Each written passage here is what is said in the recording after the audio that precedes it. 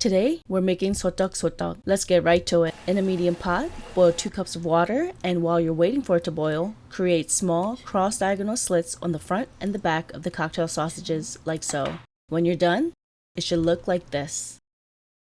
In boiling water, blanch your sausages and rice cakes for about 2 minutes, then take them out and place the rice cakes in cold water to prevent further cooking. Drain and pat dry the rice cakes on a paper towel or cheesecloth, then place and alternate rice cakes and cocktail sausages like so and skewer them one by one.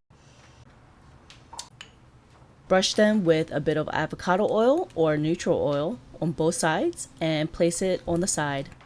For the sauce, in a small pan, combine water, gochujang, and stir.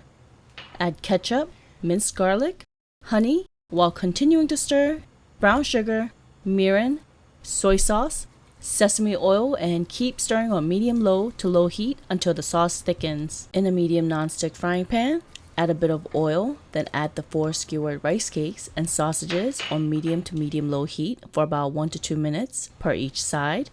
Then brush the sauce onto the skewers on both sides as well. And then for garnish, sprinkle some toasted sesame seeds and that's it. Mokja, let's eat!